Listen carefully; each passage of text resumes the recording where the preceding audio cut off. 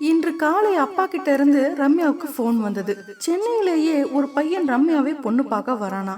ரம்யாவுக்கு அப்பாவிடம் கோபி மேல் தனக்கு இருக்கும் விருப்பத்தை எப்படி சொல்வது என்று தெரியவில்லை.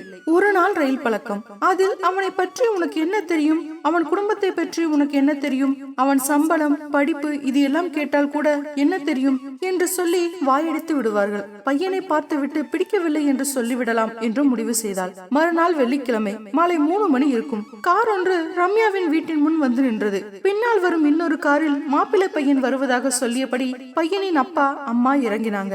ரம்யாவின் அப்பா அவர்களை வரவேற்று ஹாலில் உட்கார வைத்து பேசிக் கொண்டிருந்தார். ரம்யாவுக்கு டென்ஷன் கூடிக்கொண்டே போனது.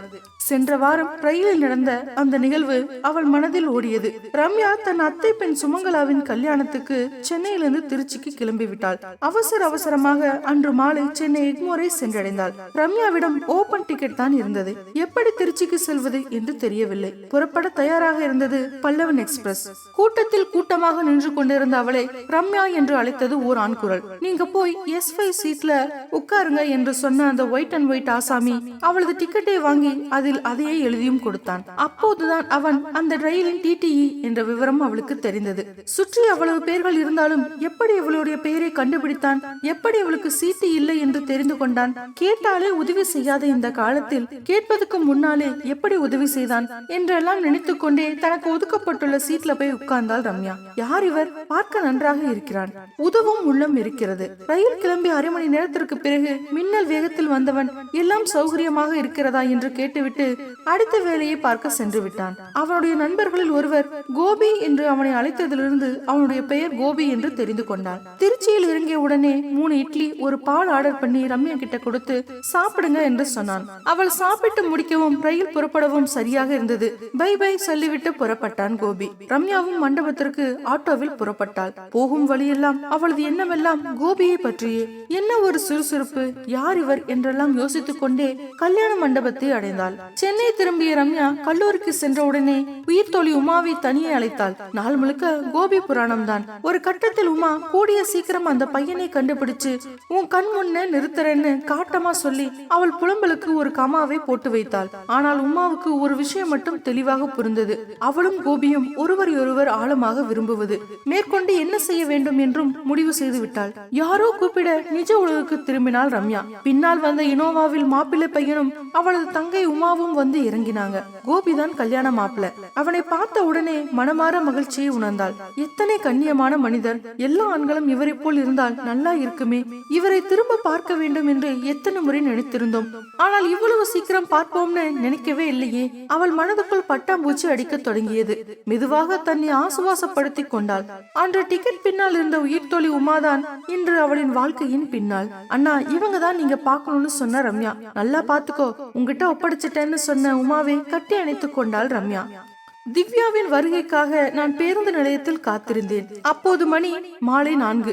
பக்கத்தில் ஒரு ஃபேன்சி ஸ்டோர் இருந்தது. உள்ளே நுழைந்தேன். அவளுக்கு என்ன பரிசு கொடுக்கலாம் என்று தேடி பார்த்தேன். என் கைகளில் சில 100 ரூபாய் நோட்டுகள் மட்டுமே இருந்தன. அந்த பொருட்களின் விலை நான் எதிர்பார்த்ததை விட அதிகம். வெளியே வந்தேன். பக்கத்து கடையில் சத்தமாக வாக்குவாதம் நடந்து கொண்டு இருந்தது. அது பழைய பொருட்கள் வாங்கும் கடை. அருகில் சென்று கவனித்தேன். ஒருவர் கையில் பித்தளை ஜாடி போல ஒன்றை வைத்து கடைக்காரரிடம் பேரம் பேசிக் கொண்டு இருந்தார். இது 1000 ரூபாய் மதிப்பு ஜி, நீங்க இத வாங்கிட்டு ஒரு 200 மட்டும் கொடுங்க ஜி. இல்லப்பா, அது தட்டு பார்த்தா பிளாஸ்டிக் கணக்கா சத்தம் கேக்கு, மெட்டலும் இல்ல, என்ன கருமம்னே தெரியல. 10 ரூபாய் தார, வாங்கிட்டு போயிரு, இல்லைன்னா உன் விருப்பா பாத்துக்க. ஒரு 100 கொடுங்க ஜி, தரமான பொருள் ஜி, போதைய போட்டு வந்து உசுர வாங்காத. 10 ரூபாய்க்கு மேல ஒரு பைசா தர முடியாது. வியாபாரம் பாக்குற இடம், தயவு செஞ்சு இடத்த காலி பண்ணோம். வாக்குவாதம் செய்தவர் ஒரு மதிப்பெரியர் என்று புரிந்தது. அவர் கையில் இருப்பது ஒரு பழங்கால கலைப்பொருள். திவ்யாவிற்கு பரிசாக இதை கொடுக்க முடிவு செய்தேன். நான் 100 தரேன், இங்க வாங்க என்றேன். ரொம்ப thanks ji. My good name mister Govind Swami. Your sweet name what ji? நான் பதில் சொல்லாமல் 100 ரூபாய் கொடுத்தேன். எல்லாரும் என்ன ஷார்ட்டா கோட்டர் கோவிந்த சுவாமின்னு கூப்பிடுவாங்க. ஏரியால என்ன பிரச்சனை வந்தாலும் என்ன கான்டாக்ட் பண்ணுங்க ஜி. சரிங்க என்று சொல்லி அந்த கலைப்பொருளை கையில் வைத்துக் கொண்டு சாலையில் நின்று கொண்டு இருந்தேன். ஒருவேளை இது அலாவுதீன் அற்புத விளக்கு போன்றதாக இருக்குமோ என்ற சந்தேகம் வந்தது. ஒருவேளை இதை தேய்த்து பூதம் வந்தால் என்ன வரம் கேட்கலாம் என்று யோசித்தேன். எப்படியும் 3 வரங்கள் கொடுக்கும். எனக்காக ஒன்று, அம்மாவுக்காக ஒன்று, திவ்யாவிற்காக ஒன்று கேட்கலாம். எனக்கு பணம், அம்மாவுக்கு ஆரோக்கியம், திவ்யா திவ்யாவிற்கு ஷாப்பிங் செய்ய பெரிய காம்ப்ளெக்ஸ், ஓய்வு எடுக்க ஒரு தீவு வாங்கி கொடுக்கலாம். திவ்யா தூரத்தில் வந்து கொண்டு இருப்பது தெரிந்தது. நான் திரும்பி நின்று விளக்கை தேய்த்தேன். உள்ளே இருந்து புகை வந்தது. பின்பு எதிர்பார்த்தது போலவே ஒரு பூதம் வந்தது. நான் பயப்படவில்லை. என் கைகளை கிள்ளி பார்த்து கனவில்லை என்று உறுதி செய்தேன். வணக்கம் எஜமான், இப்போது முதல் நான் உங்கள் அடிமை. என்ன வரம் வேண்டும் கேளுங்கள் என்றது ஜீனி. பூதத்தை சாலையில் வேறு யாராவது பார்க்கிறார்களா என்று கவனித்தேன். யாரும் பூதத்தை பார்க்கவில்லை. நீங்க மத்தவங்க கண்ணுக்கு தெரிய மாட்டீங்களா? அதே ரூல்ஸ் தானே என்றேன். ஆமாம், நீங்கள் 3வது வரம் கேட்ட பின் அதை நிறைவேற்றியதும் எனக்கு விடுதலை கிடைத்துவிடும். நானும் இந்த விளக்கும் மறைந்து விடுவோம். அதுவரை நான் உங்கள் கண்களுக்கு மட்டும்தான் தெரிவேன். கொஞ்சம் பொறுங்க பூதம், திவ்யா கிட்ட கலந்து பேசிட்டு சொல்றேன். ஹாய் திவ்யா, உனக்காக தான் நான் வெயிட் பண்றேன். உனக்கு ஒரு சர்ப்ரைஸ் கிஃப்ட் கொடுக்க போறேன். இந்த கூச்சா தான் கிஃப்டா? இல்ல, இது ஒரு ஃப்ரெண்ட் வாங்கிட்டு வர சொன்னா. உனக்கு வேற ஒரு சர்ப்ரைஸ் கிஃப்ட் கொடுக்க போறேன். தங்க நகைகள் கொடுக்கலாமா? உன் பெயர்ல ஒரு பெரிய ஷாப்பிங் காம்ப்ளெக்ஸ் கொடுக்கலாமா? நமக்கு சொந்தமா ஒரு தனித்தீவு வாங்கலாமான்னு யோசிக்கிறேன். அதெல்லாம் வேணாம், எனக்கு இப்போ ஒரு ஆசை. சொல்லவா? தாராளமா சொல்லு திவ்யா, உடனே பண்றேன். எனக்கு காரப்பொரி வேணும். இது அது இல்ல. ஏ திவ்யா, விளையாடாத, சீரியஸா ஏதாவது கேளு.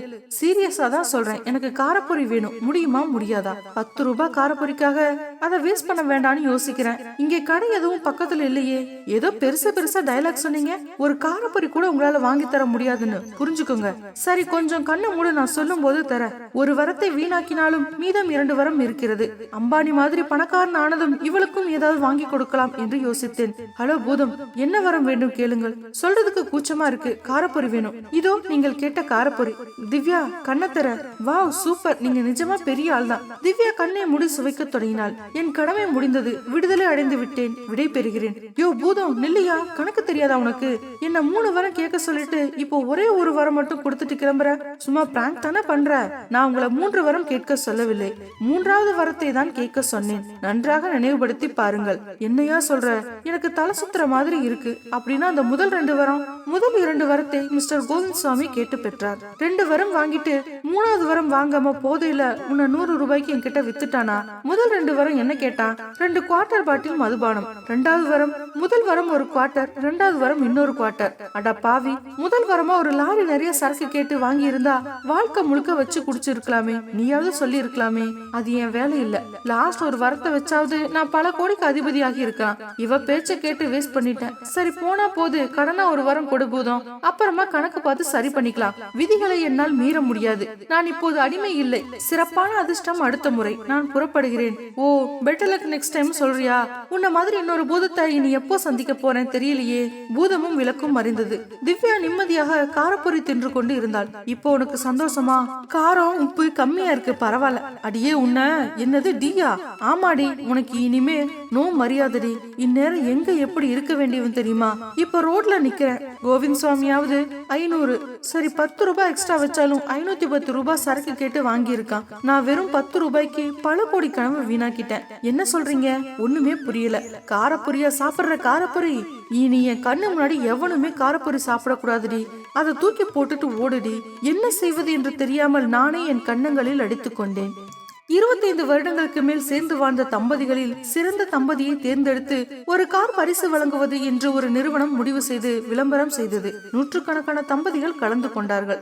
அதில் ஒரு தம்பதியினரில் மனைவி, அப்படி என்னத்தை பெருசா வாழ்ந்து கிழிச்சிட்டோம்னு சொல்ல கேட்காம இந்த போட்டிக்கு கூட்டிட்டு வரீங்க என்றபடி சண்டையிட்டு கொண்டே உள்ளே வந்தார். கொஞ்ச நேரத்தில் போட்டி தொடங்கியது. கணவன் மனைவியை தனித்தனியாக அழைத்து நிறைய கேள்விகள் கேட்டார்கள். கலந்து கொண்டவர்களில் பெரும்பாலானோர் ஓரளவுக்கு சரியான பதிலை சொன்னார்கள். அதில் ஒரு தம்பதி சொன்ன பதில்கள் அரங்கத்தையே ஆச்சரியத்தில் ஆழ்த்தியது. யாரிடமும் இல்லாத அளவிற்கு அவர்களிடத்தில் அவ்வளவு ஒற்றுமையும் பரஸ்பர புரிதலும் விட்டு கொடுத்தலும் நிறைந்திருந்தது.